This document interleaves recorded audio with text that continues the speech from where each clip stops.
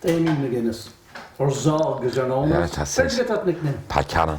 Pat Cannon gave it to you. Yeah, I tell you how. Yeah, It was a quiz or something. Some king of Albania.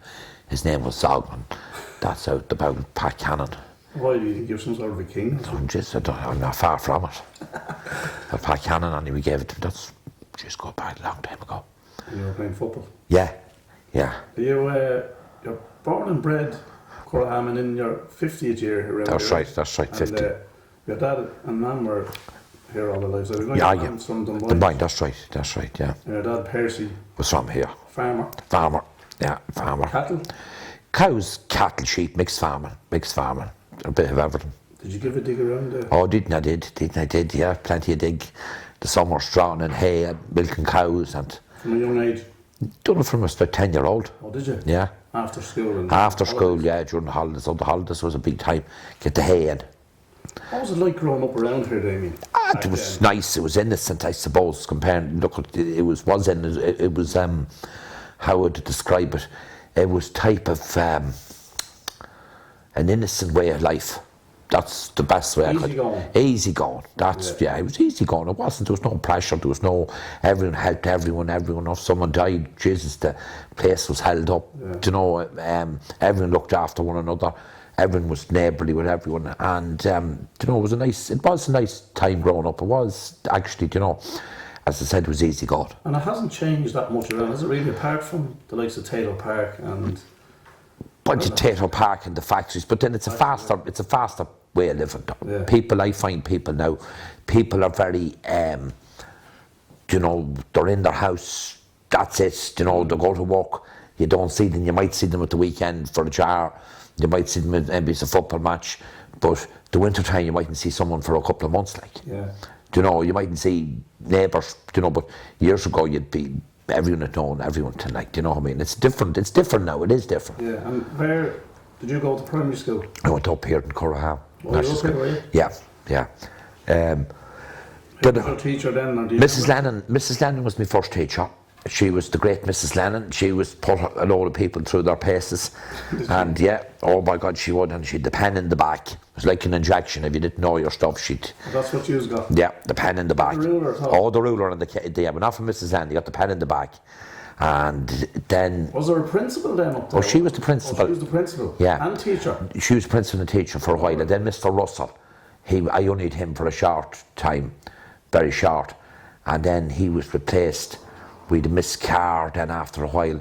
Then we had Con Egan then took over in the early 70s there. I think it was 72 or that, 71 or 2 he took over. So when you left there, what secondary? Supposed to go to Dunshaughlin. I wasn't doing well at the study and they sent me to St. Finian's College in Mullingar.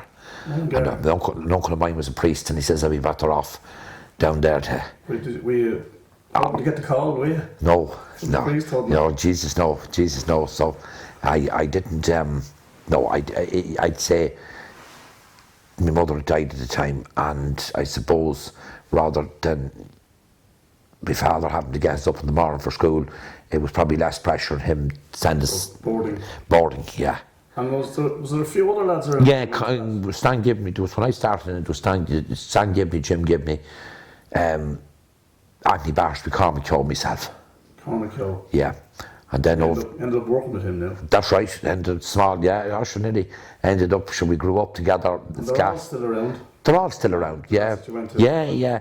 They're all still around. Like I mean, Stan Gibney was fairly well involved with the Meath football, with Towton, the Meath football. Yeah. Jim just being in and out here. Anthony's now back. Anthony's young lad is playing. He's very involved in the football. Cormac, of course, is sure Mr. Football, like, you know what I mean. B-League manager. Done well the other night. Done very well. Done a great win the other night. Great win. Played some great football. And how many years then did you do down in... I done 4. 4? I was supposed to do the 5, but Daddy got sick. He had cancer. And he had cancer in the bowel.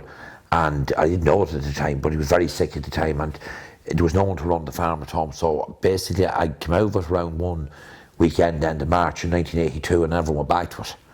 So straight onto the farm and that. So that was it. It was just a case of having it because it was the worst time of the year, I suppose. It could happen. It was the summer, you know, you wouldn't be too bad, but it was the cattle had to be fed. It was type of March, April is the worst time of the year because you're type of trying to get finished up, the winter out of the way, get into the spring, and you're trying to get sowing done, and fertiliser out, and you're trying to get cattle. You're doing all hours, and you're trying to get cattle out, and you're trying to get, possibly at the time, I always remember the weather was fierce harsh at the time. I remember there was a wind in Cutkin too, and it was dry, and it was things picked, but it was tough old time out, like, you had, I know you've Donald and Joe. That's right. You had a sister. I have a Maria sister in Chicago. And did Donald give a dig out? Oh yeah, I did. Yeah, Donald did. Is he a good worker? Great worker. Is he? Yeah, I don't. Barman. Good barman. Yeah, good barman. I'd rather the bar than the farm now, I'd say. Yeah, he played a bit of rugby. He did. He played a bit of rugby. That's right. Went up in Ashburn. He did. Himself and Johnny Stewart played up in Ashburn together.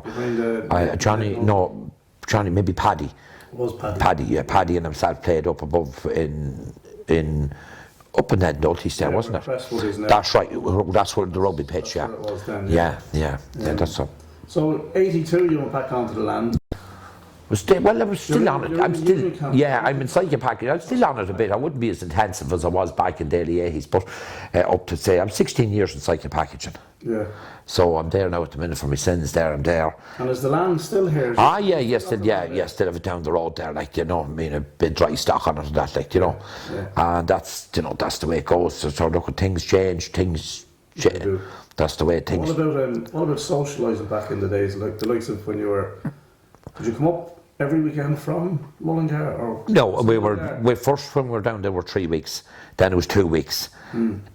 Then it depends on something beyond it. There was something big on, we could be a month in it. Yeah. Then maybe Halloween could kick in, but we used to go about a week break. Yeah. So rather having 2 short breaks, we might work the 3 weeks to 3.5 weeks, and then into maybe like a Halloween, into like a Christmas. That sort of, we get off a bit early, get a bit longer holidays. The holidays were good enough for it now. And what about up here then when you were out social? Who would you have been hanging around with? I suppose Tom Keogh, Cormac Keogh, Tom, John Joyce, Dennis Riley. Anthony Barsby. Did you home runs from taking out? Oh, why, animal, iron take, wasn't that? Huh? Where would you have headed? We'd start here. There wouldn't be much really in Ashburn for us. It was basically, Spiders was really the big thing in the Beachmount. There was Spiders on a Saturday night, and then there was Diamonds on a Monday night. Diamonds was in Darbyne, and Spiders was in Beachmount. And then we'd go, Luciana's opened up in the Boyne Valley, then the Rossnaree opened up, then different places up. But basically it was around, depending what would be on, do you know how many? You mentioned the Saturday and a Monday, did you? Saturday, Sunday. Oh, Saturday, Saturday and Sunday.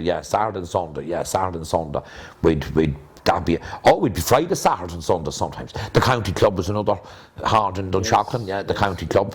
It was like, when went to the county club one time, it was wallpaper. Really? Wallpaper all around it. Wallpaper, it's like being in your sitting room. Then they done it up there. And would you any other scalping going on? Oh, didn't know what to remember, yeah. Who would be the biggest culprit now to start now, Schmozzle? None of us really were rowdy, but it was put up to us. I remember one night we were after playing Retort. Just one story, and we were playing Retort one night, and they used to this, as I'd call it, slop on the county club. It was like an old curry. It was horrid. I remember. You remember it? Yeah. But anyway, I remember the Pro Conway was over, and we Retort bad. They were fairly good at the time, but it was bad in the match, and the Pro Con was throwing the square sugar ups over at us, and they were throwing them over me. I was goating up, calling them names and the whole lot. Yeah, but they landed in this curry. Cormac had a lovely pink shirt on him. Yeah, and the next thing they landed in the fucking curry, destroyed the shirt. And Pro says, well, it's most certainly not your lucky night. And Joe went up and banged into the mouth. He says, it's not yours either, he says. And all hell broke loose. And we were, Desi Brady, Stan Gibney, the whole office was put out. So we wanted to get back in. Brady, in fairness, I like Desi now, in fairness, he was a thick man, but he'd be good out crack. Yeah. Brady type of made it up, and we wanted to get back in, but he was well type of in with the Peters and that time. So we type of had him as spokesman, so we basically apologised, and we type of walked in between the tails between our legs, we got back in, and he went. No bother. There was harmless. I mean, there was a bit of digging like that, like, what I mean. I think Cormac still has that pink shirt. Probably has. I think he has. Probably staying still in it. The top of Curraha, probably staying never came out of it. And what about football then? Obviously you played with them. Yeah. Apart from, did Stan play with Curraha? Did. Stan played for a few years, and then he went to Retort. He went to Retort. Did you play underage with Curraha? No, I played underage with Retort up to under 16, 17, and then I had to go with John O'Moore and retired to Curraha. So I went up to minor, done a couple of years there at that, and then finished with Curraha, like, you know. And do you remember your first game for the... Yeah, the first game I remember playing in league match up in actually where the old end 3 used to be. The old end 3, it used to be the Paul's field. So up to that night, I scored a couple of points in that night up above in the flat house. That was the first, probably, it was only now, I think it was a league match. And then my first championship match, I think, was in 82. I was against Dunsany. Yeah. And I remember it was hailstones, it was nearly snowing. That's the one thing I remember. You would have been 17. full back though, wouldn't you? I was a corner forward that day. Oh, were you corner forward? But in your latter days... I was the corner back, left half back. Yeah, Corner back, left, the half back, corner back. I had the privilege of playing with your father that day, the great Andy Carroll in Dunsany at that time. You played with every club. Oh yeah, more clubs than Jack Nicklaus. Say that? Yeah, more clubs. Did you win much? We started off reasonably well. We type of underachieved. I think in 1986 probably was our best year. We had a great run in the championship. We were through the group stages unbeaten. Back to likes of Cartown, Batterstown, Trim, a couple of teams like that. We got to the quarter-final in Ballinlough. And was that Junior B? Junior A. I mean, the good, so we should have, the year Belliostown won, and we should have won it that year. Right. That was the year I think we missed the boat. We had a great team. We changed it for the Ballinlough. Why, I don't know. They brought in Mickey O'Brien. I think it was a recipe, the disaster. They brought him in at the time, and I don't know, it was a bad move. If it's not broken, don't fix it. Yeah. And it brought him in, he changed the thing, and I think it meant, and it disrupted the whole team, and Ballinlough as well. Now, we came back great in it. We were down about 12 or 14 points at half time. We only lost by 4. They never scored in the second half, but the damage was done in the first half. Like, I think that was the year. And yeah, and I think after we was big expectations the following year, we had it bad. Came back with a bit of a flourish in 89. Bad again in 90. We type of the small panel, we had about 20, 22. But if 3 or 4 got injured, we were limited. We were down to the bare bone, maybe 18, you know. Right up then to, let's say, 80, 88, 89, 90, whatever. Yeah. Who would have been the best player that you've played with? Well, I have to say that David Barsby would have been the best. Pat Hyland, David, but David Barsby would have been the great, very good, very classy. Yeah. It's a pity he had an accident, I think it was in the eve of the Meath and Cork match back in 1990. He had an accident, I think, on the bike. And he never played after that, like, and it was tragic. I was a powerful player, great brain. Let's say from 90 onwards to the present, like, had you another player that you pick out that was just fantastic football for the club? I mean, and there was Junior B in 90. Yeah, 97. Yeah. Well, I suppose like your great players in 97, they were knocking around 95, 96, and 97. Like they came up to nearly to. Yeah, 94 was the breakthrough. I thought the 94 was the big breakthrough. They played Sydney in the semi-final in Sanchestown, and remember it was a great crowd at it. And you played that day, were you? 94. No, I think it came down 95. You were 95 in the goals, weren't you? Yeah. But 95, 96, 97. I suppose how would you be picking really the good? You had good play. He wasn't bad. Brilliant player. Yeah, he probably would be the mainstay. Then Ian McManus came in, and Lockie came into it. Paul Henderson was a great player. Robbie was a good player too. And that was a good team. Now that was a goodish team. Jerry Butler was probably the final later on then, in the jigsaw for the Junior A in 2001. But that was a good. Your brother's own Alan Carroll. I would actually say, without being biased now, and not because the cure here, I would have to say the classiest player over that period was Alan Carroll. I'd have to say first skill. I was class. He could do a lot of things. He was class. He was brilliant. No, Alan Carroll would be, you'd have to say, would be the classiest player. I mean, Ian and Alan Carroll would be the two best and handy. But they were all good. Like they were all started coming well that time. As I said, in '94, they got to the semi. Should have won it in '95. Simonstown bat them. Type fell a bit short in '96. Came back and won it in '97. But hard winning that whole Junior B.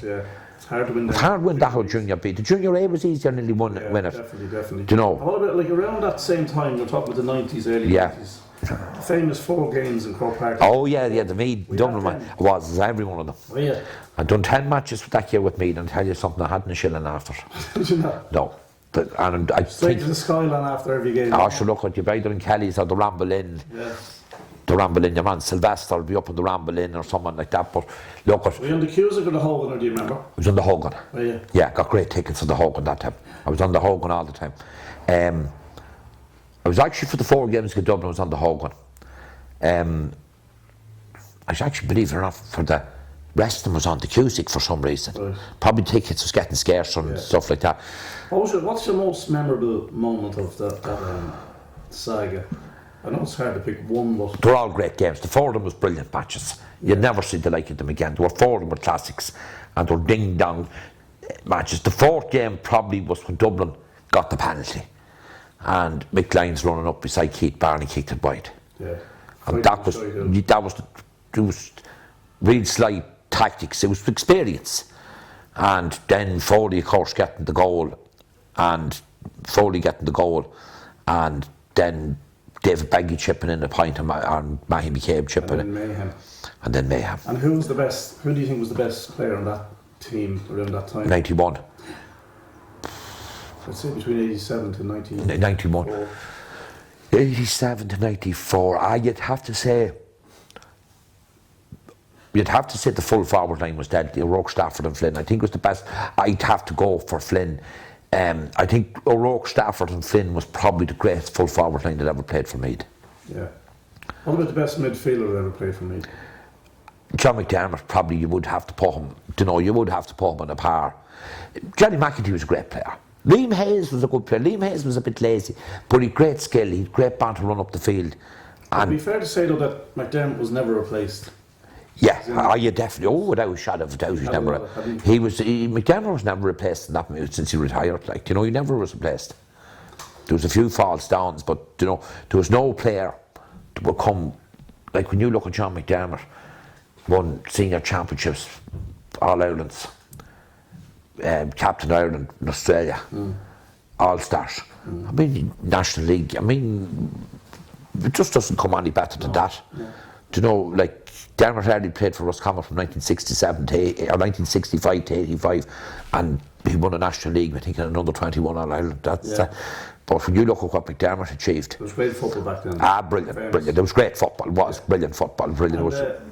We're sitting here in Swans, and just behind us out here there's an old cattle shed. Oh yeah, that's right. Was there a shop there? There was grand aunt of mine, Greta Fitzpatrick. She'd an old shop in it there back, and I think she had it from about the late 40s up to, I remember it closed in 1975. Oh, did it? Yeah, I progressed. She cataracts and dies, and she would have been 75 at the time. It was time to. So I think it was from 1947 to 1975. She. Would the McGuinness be one of the older, or would there be 4, 5, 6 or 7 families around here? Yeah, there were probably more from Cushinstown.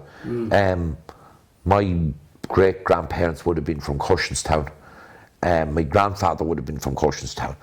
And the originally I think came from Old Castle or Slay in that country, but they worked for farmers to come up and bought a bit of land in Cushinstown.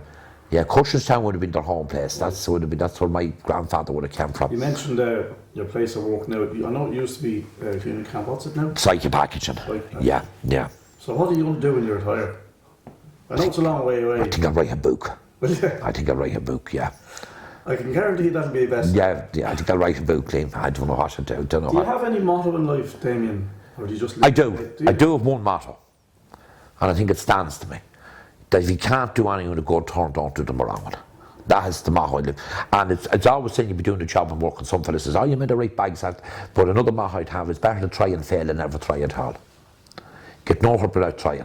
Yeah, very good. You know without, even if you make a mistake, you dust yourself down and give it a go. You have to take a chance. It's like a football match, you're losing by 2 points. And maybe you take the quick free. Or you might chip the goalie. Or the goalie might fumble it. You take it really, get him unexpected that and score a goal. You have to take a chance. 9 times out of 10 you don't come off. But that once is major. Do you believe in the afterlife?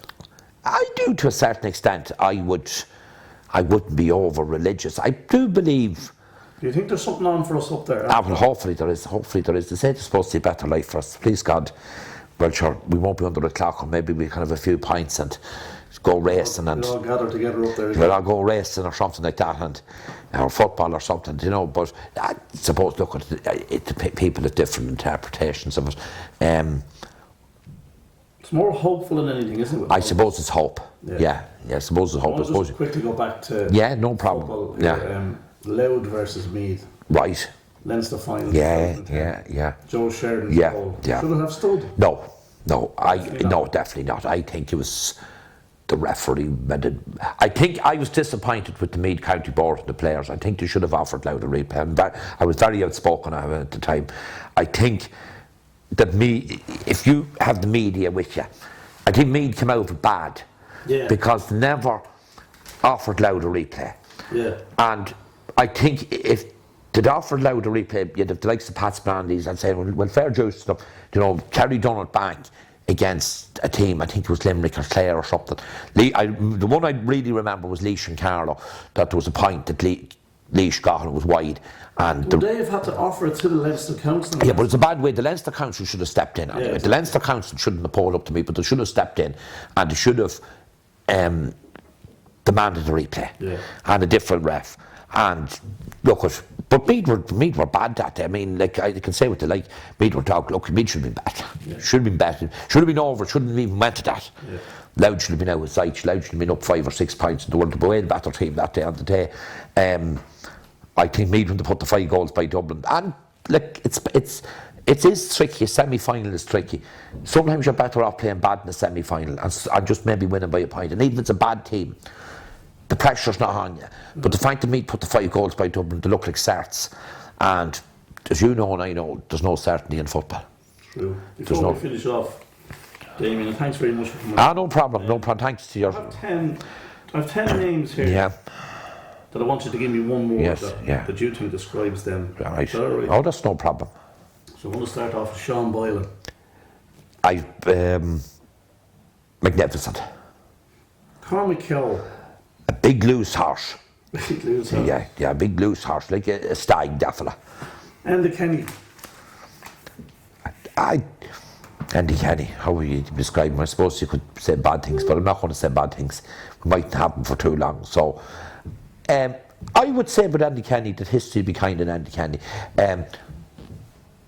All right, good guy, we'd say. Bruno Brown. The liar Brown. The thunder liar. Thunder liar, yeah, the liar Brown.